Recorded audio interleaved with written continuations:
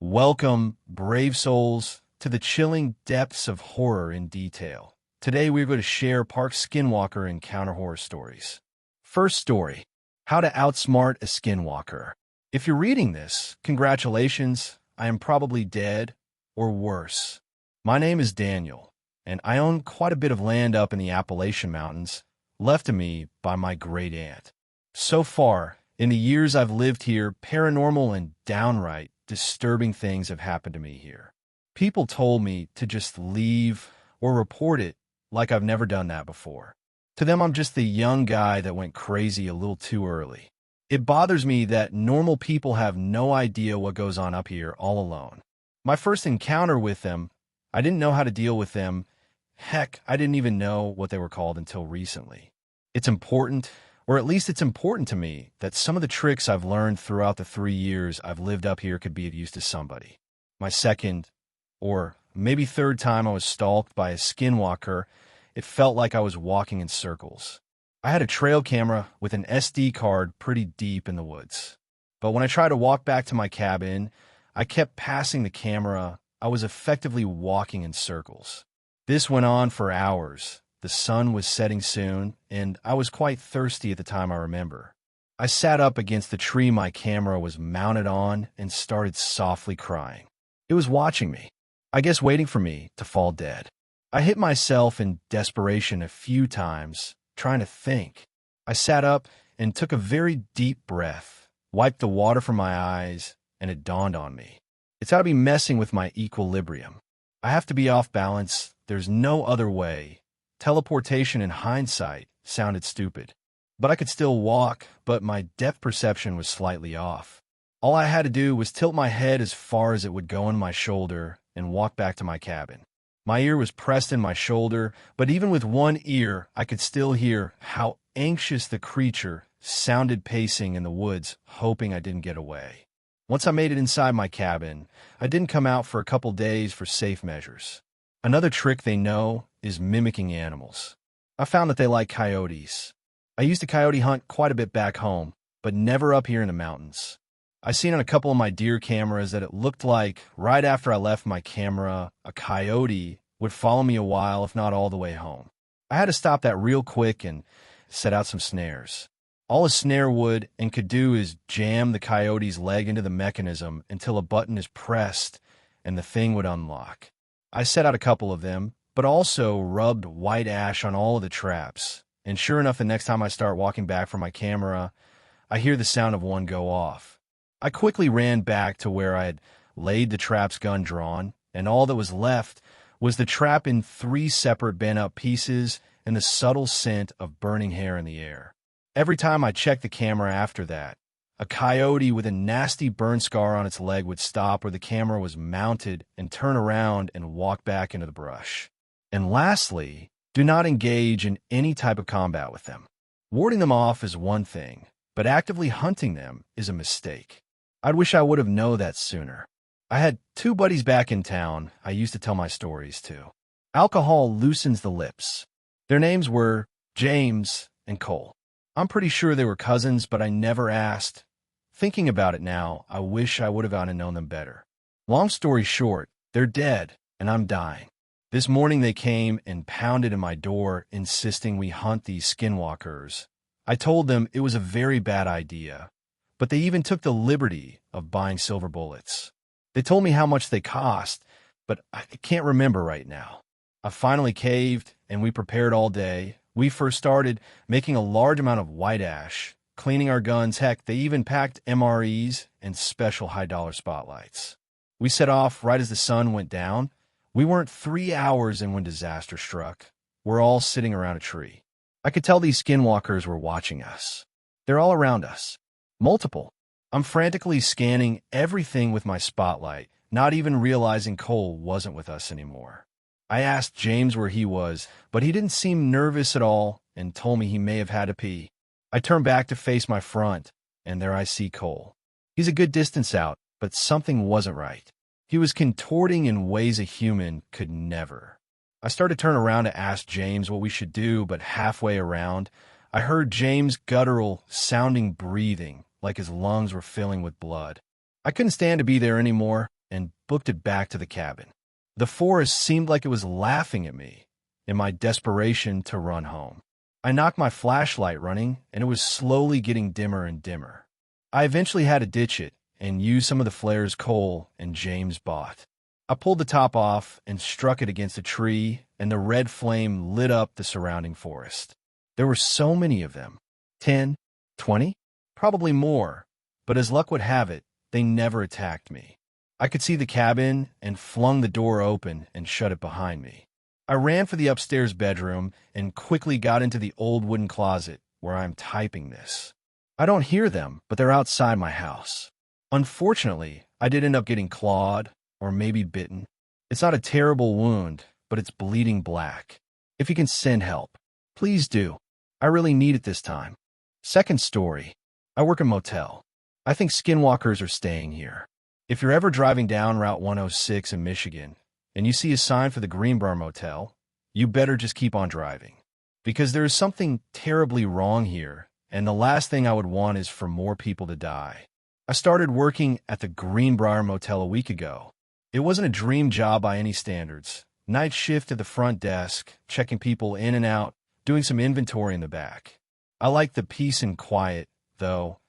As a little run-down motel on a stretch of isolated highway in Michigan, it gave me a lot of time to read and play computer games on the clock. It also helped that the owner, Frank, didn't seem to care I was a high school dropout with a rap sheet. But on the very first day, I felt that something was terribly off. For one, there was the smell. When the wind shifted, the entire parking lot smelled like rotting meat. I ran to close the windows, but even then I could still smell it seeping in through the HVAC system. The motel is surrounded by deep woods, so I figured maybe we were near the kill grounds of some animal. Or maybe it was just the endless roadkill of deer and possums on the highway. Either way, it was unsettling and definitely not enjoyable. The other thing that struck me as odd were the guest rooms. Some of them didn't have windows, and it seemed like that was intentional. I could see the lines in the paint, the seams outlining where windows had once been. When I asked Frank, he told me that some of the guests asked for windowless rooms, that they were in high demand. He didn't elaborate, and honestly, I was a little scared to press him on it. Things went from strange to downright creepy. However, as soon as Frank left, as I got set up at my desk, a woman walked into the room. She was in her 40s, maybe, with black hair and very pale skin. As soon as she stepped inside, she locked the door behind her. "Frank left, right?" she asked me. "Yeah," I replied. Who are you?" She introduced herself as Matilda. She'd been working here for a decade, cleaning the motel rooms after the guests checked out. After a few minutes of small talk, she suddenly came up to the counter and lowered her voice. "I want to make sure you're safe around here," she said, glancing back towards the door nervously. "So I need you to listen to me." "Okay." My heart dropped. Okay. "Whatever you do, don't ask questions. Just check people in, check them out, and mind your own business. And then you'll be fine." My stomach did a little flip. Okay, so it was that kind of motel. Illegal business of multiple kinds, probably, all being conducted under our dilapidated roof. What if the police come? Will I be arrested too? She gave me a blank stare. The police say they find evidence of illegal activity in one of the rooms. Will that get me in trouble? I already have shoplifting on my record and can't. She shook her head. "Don't worry about the police. Just don't ask questions. And don't make eye contact or look at their faces for too long." I swallowed. They don't want witnesses. They don't want me to be able to pick them out of a lineup, I thought. Okay, I won't ask questions and I won't look at them for too long. Got it. She smiled at me. "You have nothing to worry about." As it turned out, though, I had quite a lot to worry about. That night, I checked in 3 people. They were almost like caricatures. A big, strong guy in sunglasses that looked like he'd stepped right out of The Godfather. A woman dressed to the nines, wearing more makeup than a clown. A skinny young guy in a hoodie that smelled of something chemical and strange. But I listened to Matilda. I didn't ask questions. I didn't even ask the questions I should have been asking, like when hoodie guy gave me an ID that was clearly fake. Don't ask questions, and you'll be fine. I kept repeating that to myself, and I kept my eyes glued to the computer screen, never even glancing up at them. When it hit midnight, I assumed the rest of the night would be smooth sailing. On this lonely stretch of highway, it was unlikely anyone else would check in. I pulled up Minesweeper and played some music on my phone. My peace and quiet, however, was interrupted by the door swinging open. At 2 a.m., I glanced up to see the guy in sunglasses, the guy who looked like he'd stepped out of The Godfather. Oh no, I should have locked the door. I swallowed and kept my eyes glued to the computer screen as he approached. "Can I help you?" I asked, watching him in my peripheral vision. "Do you have any razors for purchase?" I froze. Razors? At 2 a.m., I instantly got a mental image of him slashing someone up in his room. Blood all over the sheets, soaking into the carpet. No, we don't have any razors," I said, keeping my eyes on the computer screen. "Can you just check in the back, please?" I swallowed. I really didn't want to go check. As soon as I turned around, he could do anything. Pull out a gun, tackle me, force me into a chokehold, and keep me hostage. But refusing him was just as bad, if not worse. It might make him mad, really mad. I sat there, staring at Minesweeper on the screen, weighing my options, paying close attention to him out of the corner of my eye. And that's when I saw it. There was something off about this guy. His sunglasses looked like they were slightly too low on his face. Like the eyes they were covering weren't in quite the right place. And not only that, but I couldn't see his eyebrows poking above the frames or the contours of his brow ridge. Everything above the glasses was perfectly flat and smooth, like he had no eye sockets at all. "Can you check in the back, please?" he asked again, his voice taking on an annoyed tone. "Why, yes. Sure." I sprung out of the seat and ducked into the back storage area. I quickly glanced over my shoulder to make sure he wasn't following me, but he wasn't. I had half a mind to just stay there, hiding out in the back storage room, until I heard his voice calling me. "Did you find them?" He sounded angry, approaching furious. Thankfully, I did find a few packaged razors next to some spare toothbrushes and soap we kept. I grabbed them and handed them over, keeping my eyes trained on the floor. "Thank you," he said, sounding pleased. And that was it. He turned around and left. As soon as the door shut, I ran over and locked it. I closed the blinds and sat back down at the front desk, my heart hammering in my chest. All I could picture were the strange contours of his face. And as I sat there, I realized something. All three guests that I'd checked in since the start of my shift, the Godfather guy, the makeup woman, the hoodie guy, had something covering their face or head. I mean, I wasn't exaggerating about the woman having enough makeup for a clown. She was wearing foundation so thick that it cracked around the corners of her eyes and lips, and wore false eyelashes so long they gave the appearance of spider legs. And hoodie guy had kept his hood pulled so tightly over his head that his ears and hair weren't visible. It was like they all had something to hide. Morning couldn't come soon enough. As soon as the day shift workers arrived, I got the hell out of there. I floored it back to my house and slept for a long time, my sleep plagued with nightmares of faceless people and spidery eyelashes. Then it was time to go back to the motel for night number 2. Thankfully, it was a quieter night. Although the vacancy sign glowed brightly in the darkness, no one checked in during my shift. They must have all come earlier during the day shift. I locked the door, sat down with a cup of coffee, and enjoyed getting some reading done in the quiet. Unfortunately, the quiet didn't last long.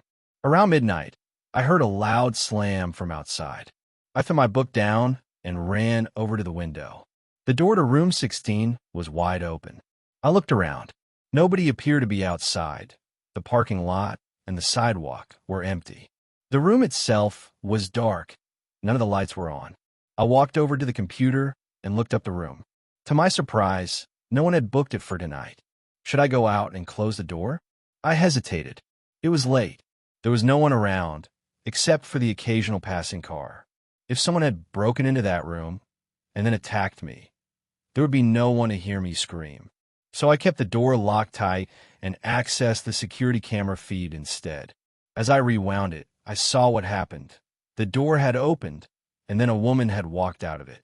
I couldn't see her face, just her long dark hair. She then disappeared into room 22. I checked room 22 on the computer and saw it was booked to a woman named Cassandra Johnson. I frowned. Looked like Cassandra might be going into our vacant rooms and possibly stealing stuff. Matilda must have forgotten to lock up the room after she cleaned it. I sighed, opened the door, and began walking towards the open room. I thought knocking on room 22, but then thought better of it. Keep your nose out of other people's business. I just lock up room 16 and go back to the lobby like a good little employee. I walked towards to the open room. But as soon as I got close, a horrible smell wafted out of the room, like something rotting, decaying. My stomach turned. What did Cassandra do in there? Throw up? Stash all her garbage in there. I reached into the darkness of the room. Bracing myself, I flicked on the light. The room looked normal. The bed was made. The carpet was clean. But the smell had only intensified. I pinched my nose as I glanced around, starting to feel nauseous. And then I saw it. There's something on the carpet, just barely poking out from the other side of the bed. What is that? It was tan and folded over itself, like a beige sheet or pillowcase had been bunched up on the other side. But all our sheets were white. I stepped into the room, my heart pounding in my chest. "Hello," I called out. Nothing. The smell got even worse as I approached the bed. Nausea washed over me. I forced myself to keep going, pinching my nose, swallowing down the urge to throw up. I peered over the side of the bed and froze. There was a pile of beige, slightly translucent material folded over itself on the other side. But I instantly recognized certain shapes attached to it. Awfully familiar shapes, like 5 fingers resembling a glove made of skin, poking out from under one of the folds. It looked like someone had shed their skin. I stepped back, my legs shaking underneath me. No. There's no way. It can't be. I backed away, towards the door, my throat dry. Because it didn't make sense. It didn't even make sense with a horrible crime. There wasn't any blood on it. It hadn't been cut off someone. It was like a snake's skin, clean and perfect, holding the shape of its wearer like a ghost. I ran out of the room and saw, walking toward me down the sidewalk, the woman from room 22. Strands of her dark, straight hair hung over her face. But I could tell, through her hair, that there was something wrong with her face. Her eyes, her lips, were in slightly the wrong position. She strode towards me, fast, her shoes clicking on the pavement. I didn't want to find out what she'd do if she caught me. I whipped around and ran as fast as I could. I could hear her behind me, but I forced myself to go faster and faster until I was inside the lobby. I clicked the lock shut and collapsed in the back room, where she couldn't see me. That's when the whistling started. Just outside the door, I could hear her, whistling. The source of the sound shifted as she circled the lobby area, looking for a way in. I heard it at the door, then at the back, then through the side windows, then back at the front door. This went on for an hour. Finally, the whistling faded, but I didn't move. I stayed there, huddled in the back storage room, until dawn broke. As soon as the day shift arrived, I booked it out of there as fast as I could. I wanted to quit. With everything I am, I wanted to just walk away. But I needed the money. I already knew how hard it was finding a job with a rap sheet. It was either go back to the job or face eviction. So I went back. When I got on shift, though, I pulled Matilda aside and told her what I'd seen. I asked her again and again if my life was in danger. Asked her what the hell was going on here. If other people were in danger, too. I promise you, as long as you mind your own business, you'll be safe. So that's what I did. I minded my own business. And for the next few days, nothing of note happened. Sure, there were a few people who checked in that were wearing hats or sunglasses or extra makeup, but I just tried to avoid eye contact with them. Tried to keep my head down and my nose out of other people's business. But then came the night of November 14th. It was raining that night. The rain came down in sheets, and every so often, I heard a peal of thunder shake the windows. I wasn't expecting anyone to come in that night, as I hadn't seen that many cars driving by on the highway. The rain seemed to keep everybody in. But then I heard a knock. When I looked up, I saw a man staring in the window. A chill ran down my spine. He was wearing a hoodie that hid his head and kept his face mostly in shadow. And he was rather aggressively banging on the window, like he was in a hurry. I grabbed the mace I kept under the counter and slipped it into my pocket. Then I approached the window. "Do you have any vacancies?" he asked in a low voice, barely audible above the pounding rain. The vacancy sign glowed brightly behind him. There's no way he could have missed it. "Yeah, come on in," I said, unlocking the door with one hand and gripping the mace in my pocket with the other. He stepped inside. Rain dripped off his jacket and onto the floor. I barely glanced at him, turning around and walking back around the counter. Then I sat down at the computer, keeping my eyes fixed on the screen. In my peripheral vision, I could see him, leaning over the counter, his face only about a foot or two from mine, so close that I could smell the stale, mothball odor coming off his clothes, so close I could hear drops of water plopping onto the counter from his sleeve. "Can you go faster?" he asked, his voice raspy in his throat. "Sorry, sir, I'm going fast as I can," I replied, my heart starting to pound. It's an old computer. My fingers slipped on the mouse as I rushed to click the buttons. "I don't have all day," he growled, looming even closer to me. I wanted to look at him. My eyes were itching to glance up at the man that was 6 inches from my face. But I forced myself to stare at the screen. Whatever the hell was going on here, I was not going to be a witness. I was not going to look up and find myself face to face with a Smith & Wesson. "Your name?" I asked. As soon as the words came out of my mouth, I froze. I needed a name to book the room. That's all. But maybe he wouldn't see it that way. Maybe I wasn't supposed to ask for names. Maybe that was part of Frank's understanding with certain guests. Thankfully, nothing happened. After a second of hesitation, he replied, "Daniel Jones." The name struck me as fake. Common first name, common last name. But who even cared at this point? I typed his name into the system and completed the booking process. He paid for the room in cash, which was another unnerving detail, but I tried not to worry about it. I turned my back and took a key off the hook. "Room 7, I said, handing it to him.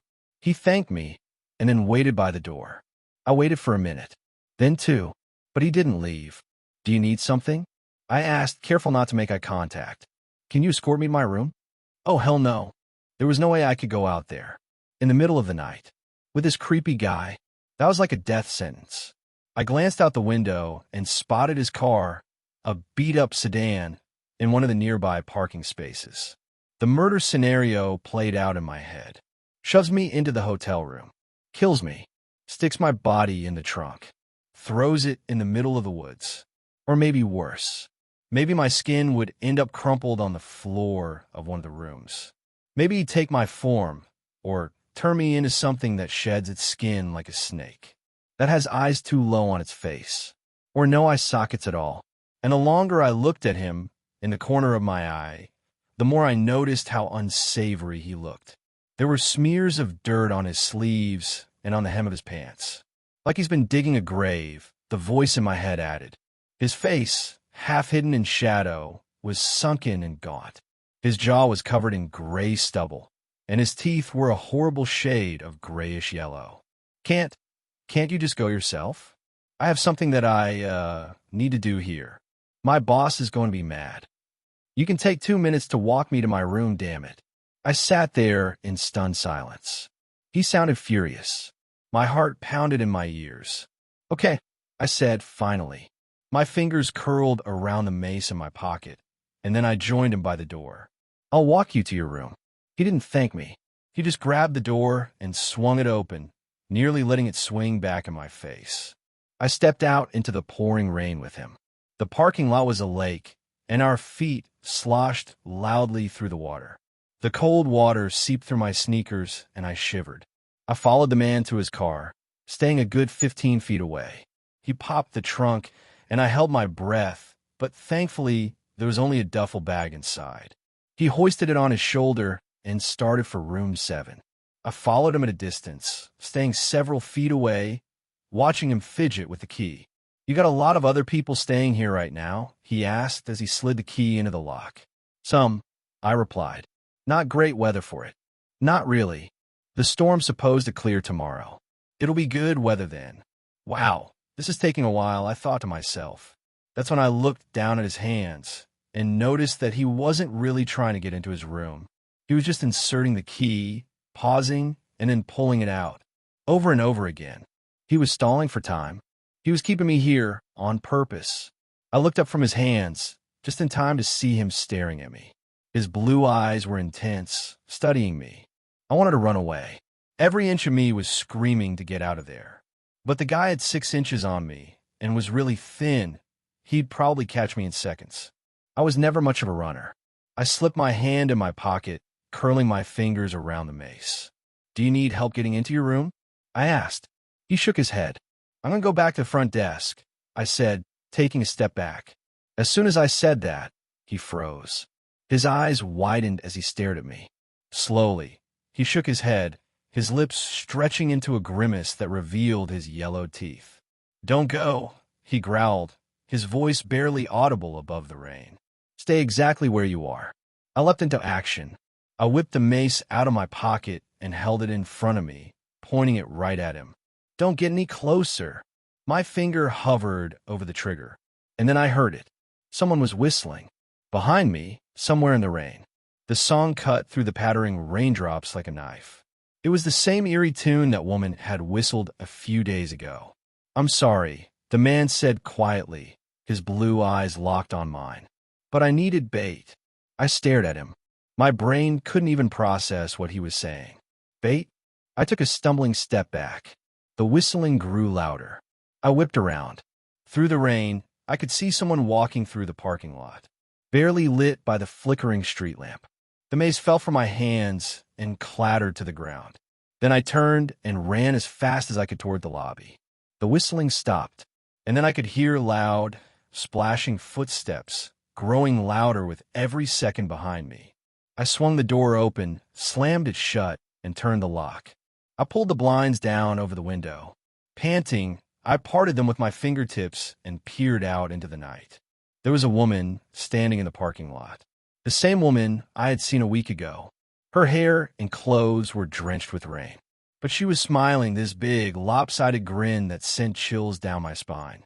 And her eyes were strange, wide and wild, incredibly light blue. In the darkness, it almost looked like she didn't have irises at all. Just 2 pinholes for pupils staring right at my door. No. She took a step forward. I ran over to my desk, grabbed my cell phone, started dialing 911. Come on. 911, what's your emergency? I'm at the Greenbrier Motel, and there's this guy, and this weird woman. Thump. I was cut off by a loud thump nearby. I ran to the window and peered out. The man who'd booked room 7 was running towards the woman. He was holding something up in the air, a short dagger, gleaming silver in the rain. He's attacking her. I screamed into the phone. The woman's face changed. Her features twisted. Her grin crept up to her eyes. Her arms crackled and stretched. She blinked, and her eyes turned pure white. Her body twisted unnaturally at the waist, so that she was facing the man. With fast, jolted movements, she leapt at him. Within seconds, he was dead. She stood on all fours above him, her knees bent the wrong way, her fingers far too long. With another horrible crackling sound, her neck stretched out 2 feet long, twisting in serpentine. And then she looked at me. I leapt away from the window with a scream. What's happening? The operator asked me. Sir, please, tell me what's happening. I opened my mouth, tried to speak, but only a squeaking sound came out. By the time I made it back over to the window, the woman was standing there, looking down at her kill. She looked normal. Then she stepped over his body and walked towards the rooms. To my horror, she pulled out a key and opened room 22. Then she disappeared inside. The police arrived a few minutes later. In strings of gibberish, I begged them to check room 22, that something horrible was lurking inside. But then they knocked on the door. A completely normal-looking woman opened it. I watched from the lobby. I couldn't hear that much of their conversation over the pouring rain, but they weren't arresting her, weren't accusing her. They seemed to just be having a friendly conversation, asking her what she'd seen. Then they thanked her and came back to me. "We'll need to see the security tapes from tonight, please," the officer said, in an accusing tone. But when I showed them the tapes, they got quiet. One of the officers made a call to someone, saying something about an infestation. The other two officers ushered me out into the lobby, their faces grim.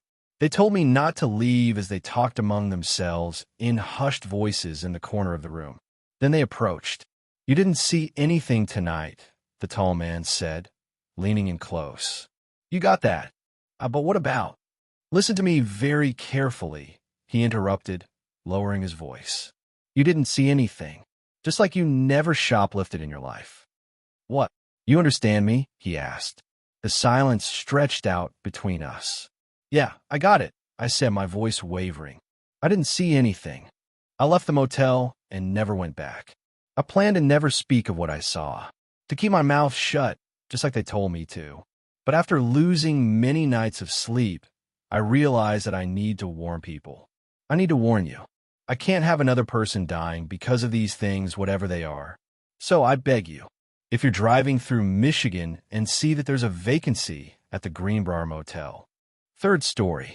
My boyfriend brought a skinwalker to my house. Dash. "Natalie, I swear to God, if you say that word, I'll kick you out of my car and leave you on the side of the road," Haley threatened. Lushii is what I was trying to say to my friend Haley. In case you don't know what that is, that's the Navajo name for skinwalker. I just found this out not too long ago, too. Skinwalkers are an interesting Navajo legend. Basically, they're like shapeshifters. I know a lot of people who live out in the secluded countryside that have claimed to see them. I, personally, never saw one before. Not until my idiot boyfriend brought one to my house. Now, before my boyfriend told me about his skinwalker stalker, I had always teased Haley about them.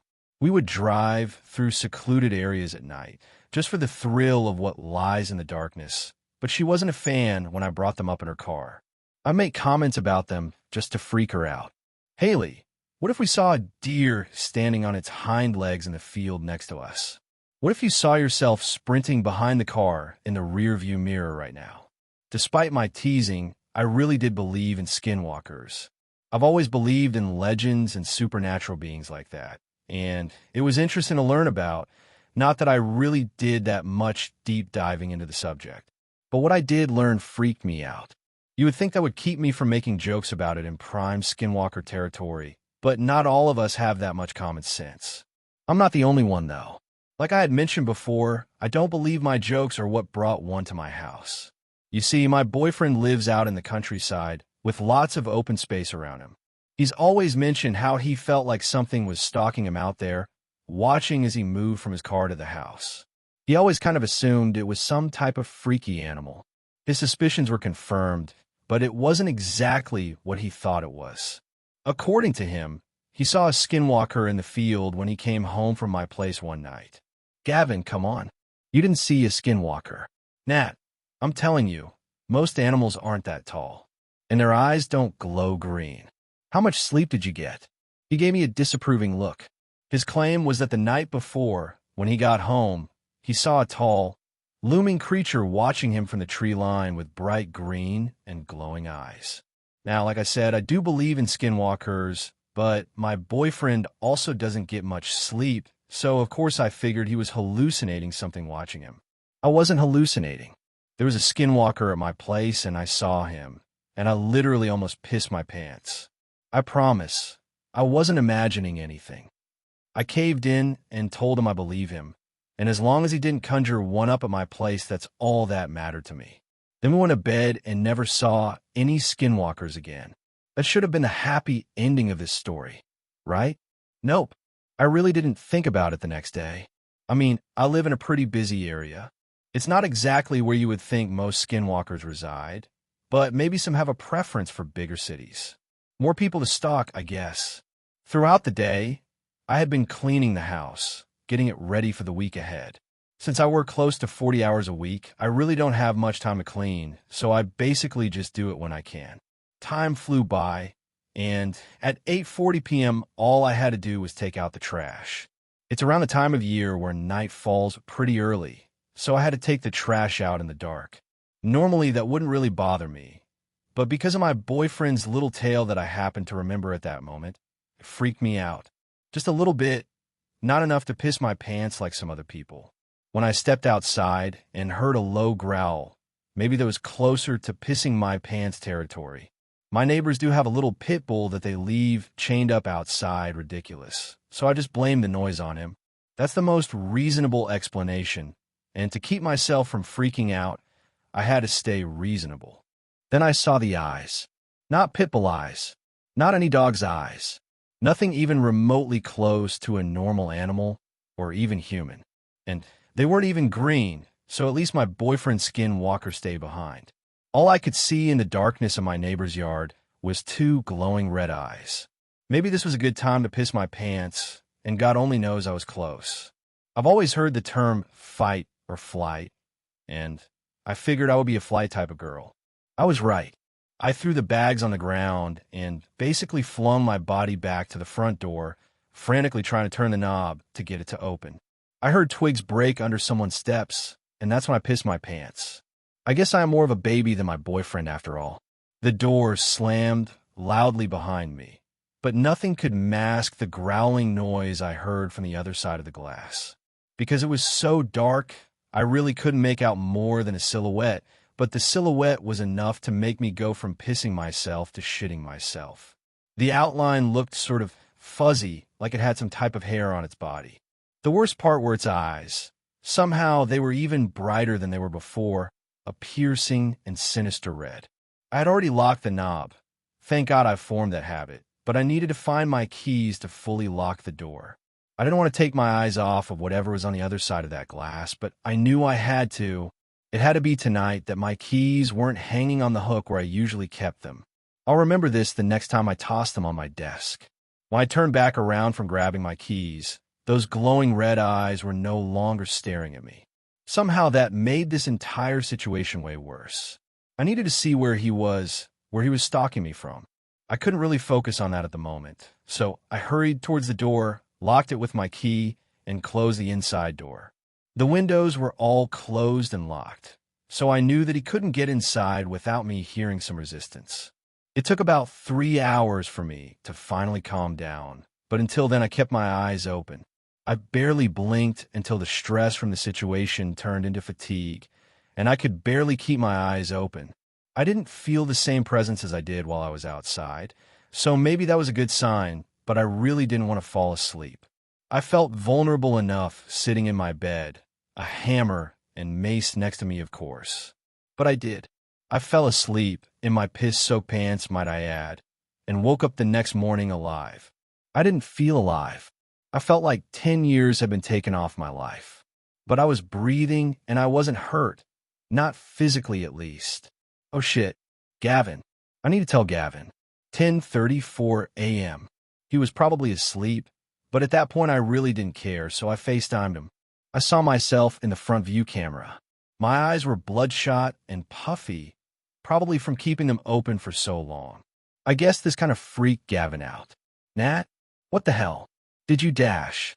I know it's rude to interrupt, but I had to cut him off. I'm sure he probably didn't understand most of what I said, considering I was basically racing through the story, but his face at the end of my story told me that he understood enough. And he actually believed me, probably because I looked like I had the life sucked out of me. I haven't felt the presence of that thing since that night, and it's been 2 nights since I saw those red eyes outside my door, but I have a feeling it isn't going to leave me alone forever. I just hope that next time I'll be prepared, even though it's pretty hard to prepare for a SKINWALKER attack. But if I do get attacked, blame my idiot boyfriend since he basically summoned it to my front door. Maybe I'll get him to kill it for me. 4th story. The SKINWALKER. I don't consider myself to be a particularly superstitious person. That is to say, I get the occasional kick out of the horoscope, and my boyfriend and I like to humor the idea that spirits and poltergeists exist. We even joke about how we'd haunt people when we died and came back as ghosts. In fact, my boyfriend refuses to go anywhere near a Ouija board. Refuses to even think of it. Why even tempt it? he'd say. Why would you want to taunt evil ghosts like that? Ghosts never play fair, and if you piss one off, you're screwed. I don't think he was ever serious. Just precautionary. But maybe he was right. God, this all happened so recently I'm still shaken. Can barely write about it now without my nerves acting up. Okay, here it goes. A few weeks ago, my mom, sister, and I went to Colorado for an entire week of vacation. We were going to drive all over the state, visit the national parks, and go horseback riding and whitewater rafting and so much more. I was excited, and I sorely needed a break from work anyway. We drove a grueling 16 hours out there and spent our first day rafting down the rivers. After an extremely wet but exhilarating day, we drove to a ranch house to go horseback riding. We arrived at sunset, so it was too late to do anything, but we had all next day to ride the trails and see the sights. The ranch was dumpy, to put it nicely. It was all run down with scraps of steel everywhere, and the shoddy lodging cabins were in desperate need for repair. I swear the roof over our shack of a cabin was a giant piece of drywall, with shingles stapled to the top. My sister and I thoroughly checked the place for spiders and bugs before we even thought of bringing our luggage inside. It was only for the night, I reassured myself. Just one night in a dumpy shack on a rock-hard bed that probably had bed bugs under the sheets. I shuddered at the thought. My mom tried to cheer us up. She had brought skewers and a pack of hot dogs to roast over the communal fire pit. Happy to get out of the shack, my sister and I made a nice, cozy fire, and soon a few other visitors came out to sit around the fire and roast s'mores and share stories. We talked about where we were from, where we were going, and all our adventures along the way.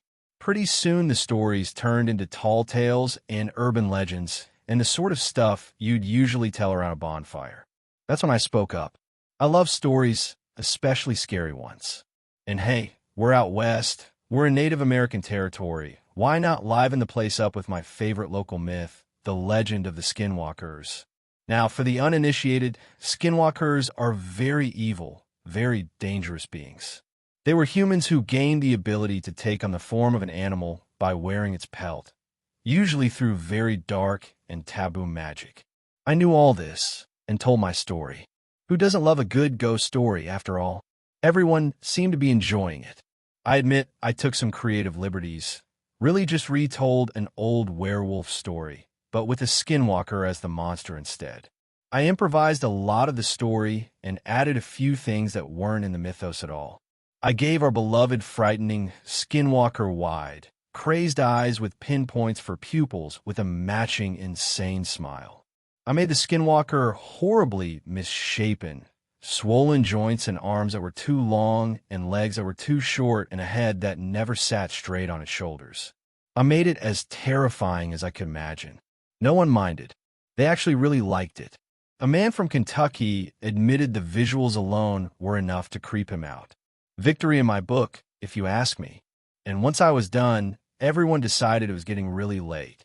Our firewood was dwindling, and it was as good a time as any to turn in for the night. We packed up our skewers and s'mores, doused the fire, and headed to our little shacks. I tossed and turned a lot trying to fall asleep. I couldn't get comfortable on that damn bed. A rock was probably cozier than that mattress. So against my better judgment, I got out of bed and walked about the cabin. I reasoned that if I stayed up late enough, I would be so tired that I would fall asleep no matter what I was laying on.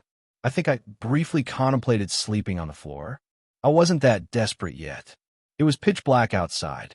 No lights from any nearby street lamps. No car headlights. Hell, not even the cabin lights were on. And I don't remember seeing a single star. It was a bit creepy, but I shrugged off the shiver creeping up my back as simply the cold tile floor beneath my feet. I did, however, find it odd there weren't any lights on at all on the property. You'd think there'd be a floodlight on the horse stables or in a main office, but no, nothing. That was really weird. I stepped outside in my flimsy foam flip-flops to get a better look. I could barely make out the ranch, and for some stupid reason, I decided to go walking around. Eventually, my eyes adjusted where I could see well enough to navigate. I paced up and down the road where the cabin sat, and then circled around to the fenced-in field where the horses were out grazing. Except there weren't any horses. Probably in the stables for the night, I reasoned. I shivered again. It was getting cold. I turned around to head back to my own cabin. It was stupid of me to be out all alone at an obscene hour, I had realized. I needed to get to bed. But when I turned, there was something in the middle of the road. Its shape was swallowed up by the surrounding darkness. I could barely make it out. But whatever it was tall and thin. I shrugged it off as just a pole or something else and kept walking, but then it moved. I froze. My breath caught in my throat, and I could barely breathe. I just imagined that, I said. I just imagined it. I'm freaking myself out. Get your head straight. It moved again. My paralyzed throat managed to squeak out a pathetically weak whimper as my legs began to lose strength. I shivered violently against a cold that was building up inside of me. My eyes began to focus on the impossibly dark figure standing against a barely visible sleet gray night. Now I could see it. It was a person, but like nothing I had ever seen before. Its arms were impossibly long. Its legs impossibly short. It had a torso far too long for its rail-thin body and a head much too big for its pencil-thin neck. Its right arm was sticking out to its side, swinging up and down. Its blockish head rolled onto its left shoulder, jerkily twitched up and down, up and down. It didn't move other than that, just stood there, twitching, arms jerking up and down, head lolling around its shoulder. I still stood there like the dumb fuck I was. My cabin was a few hundred yards behind that thing, and I wasn't so stupid as to try to walk past it. My only option was to go around, behind the cabins and the stables, and hope it didn't see me. I forced myself to lift my foot off the ground to step backwards. My flip-flop made a loud, wet, smacking sound as it cracked against my foot, and I immediately froze in horror. The thing stopped too. It stood there perfectly straight, perfectly still, listening. I stayed as still as I could. My breath was shallow and panicked, and I tried to force myself to slow my breathing before I started wheezing. My heart thundered in my chest. My whole body was shaking. But I didn't move. Neither did it. I began to slowly, so goddamn slowly, bend over and slip my feet out of those flip-flops. My feet touched the dirt and the crumbly gravel, but at least now I could move silently. I spared a quick glance to the side to see where I was going. 2 cabins were immediately to my right. I could slip between them with ease, disappear out of sight. I only looked away for a second. When I turned back, that thing was gone. It was gone. It knew I was there. It was coming for me. Oh. Yeah, I still couldn't move. I was paralyzed. I couldn't move no matter how loud my head screamed, "Run, run, run, you run." I heard something behind me. I turned instinctively. Even though I knew better, I still turned around. I was greeted with 2 bulging eyes. Oh, its eyes. Staring at me, unblinking, with 2 black pinholes for pupils and an insane smile that was stretched far too wide to be anything remotely human. My paralysis broke as I stared at that thing. I ran, crying my eyes out, trying to scream, but a horrible lead weight in my throat silenced me. My feet pounded on the dirt. I stomped over anything in my way. I trampled over a jagged rock, slicing my foot wide open. I ignored the pain. I ignored my body screaming in agony. I ignored my own blood pouring from the wound. I didn't care. I just ran. I felt the cold creeping up my back. Oh God, that cold. It was sinking right into my bones. I couldn't stop shaking or sobbing, and I didn't stop running until I burst into the cabin. I slammed the door shut, bolted the lock, and leaped into my bed. I huddled under the blankets, hiding my head, and there I gasped and shook for breath. And I waited. I didn't sleep that entire night. I was too scared. I couldn't get rid of that chill. All I thought about was that thing, standing there and twitching. Morning finally broke, and I finally allowed breath of relief. Whatever I had seen had not come for me, and now that it was light, it could no longer take me by surprise. My mom noticed my bleeding foot and the blood I tracked through the cabin. I shrugged it off, said I cut myself the night before when we were making s'mores. I don't think she believed me, but she didn't push it. We left not long after that. And as we left, I looked at the place where that thing once stood and I shuddered again. But there was nothing. I assured myself there was nothing. We said goodbye to the ranchers and to our companions, and I noticed the man from Kentucky who said had thoroughly enjoyed my story. He told me again how much he liked it. Said he was going to tell it to his own kids when he got home. They really liked scary stories, he said. And as we drove away, his head rolled onto his left shoulder, and he smiled a wide, insane smile as he waved us goodbye. Fifth story. I think my dog is a skinwalker. I've been seeing a lot of skinwalker stories on this app lately. That goes along with videos on my TikTok. I did not really understand what a skinwalker was even until I looked it up. When I did, I got chills down my back. That topic will always be the one thing that creeps me out the most till this day. And what is the worst part is I think I'm living with one right now. For the people that don't know what a skinwalker is, here is the definition. In Navajo culture, a skinwalker is a type of harmful which who has the ability to turn into, possess, or disguise themselves as an animal. The term is never used for healers. Now, these does see like something from an urban legend or a creepypasta, and it is so likely that it is, but I believe it's real from the evidence that I'm about to tell you in a sec. Now, if you look up skinwalker, it's going to show you a creature with a moose-looking head and a human body.